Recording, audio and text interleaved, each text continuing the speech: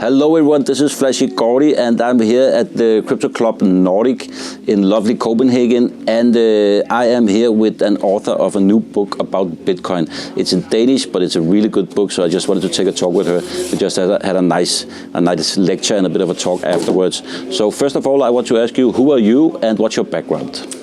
I'm an investigative journalist, and I've been doing that for most of my life, and I've been writing a few books before I started with Bitcoin. The Bitcoin book is not my own.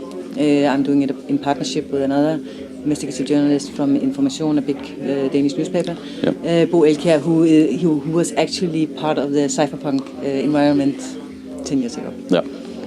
And why did you choose to write a book about Bitcoin?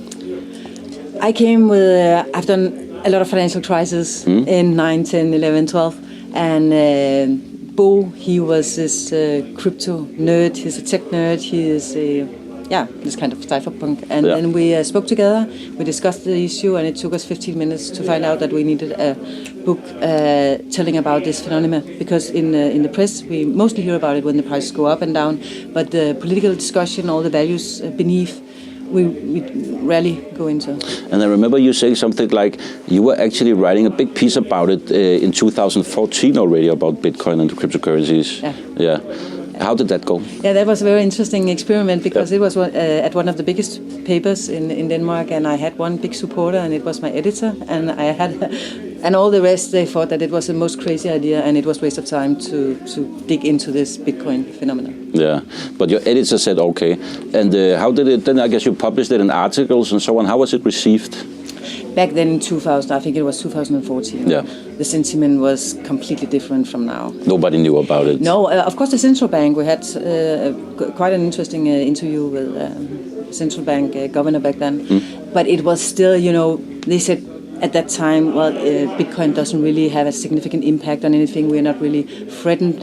And it took not long after that, I mean, maybe 1 year, 2 years, they had all the regulations coming out of Brussels. So it was, just before they really started to move. It was still a bit too small, maybe, yeah.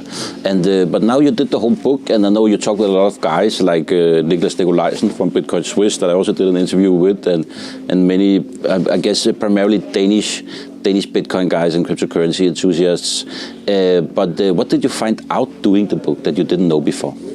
I was most surprised, basically, how much we have moved from this tech nerd, anarchist environment to this thing going into politics. We have it in Denmark, a small part of it. It's not very visible right now. We see it around the world, and we see financial players coming in also quietly, because now there's money in it. And I think this acceptance of this phenomena, it surprised me a little bit that we are getting so far. Okay. So you were surprised about how widespread the accept of it is, and the use, the research into blockchain, for example? Yeah, especially because in Denmark maybe we're a little bit backward. We have a huge fintech environment, and that's very good. But when you look to Isle of Man, if you look to Switzerland, if you look to the east, they are moving much faster than here. We are a little bit conservative, to put it mildly. Yeah. And let me grab you up on that. Now you said where we are moving. Where do you see Bitcoin and cryptocurrencies in general moving in the future? I think we're seeing the tip of the iceberg right now. I wouldn't say Bitcoin is the winner. This is not a book about the winner of this blockchain run or blockchain race. But I think definitely we are right now watching a lot of experiments. We're seeing a lot of blockchain technologies, and some of them are already being implemented in different countries. And we will have a lot of winners in this technology, but we will certainly have far more losers. So you have to be careful when you invest your own money. Interesting. That's so nice. Thank you for taking the time. I'm here with Birgitte Dyrekilde, who just wrote the new book that's called Bitcoin. Free money. Free money, Frie Penge in Danish, and the lovely Rolf Bjerre is holding the camera. But thank you for taking the time, Birgitte, and I hope to speak to you again. Good luck with the book. I think you're going to have a good Christmas sales. We'll see about that. Okay.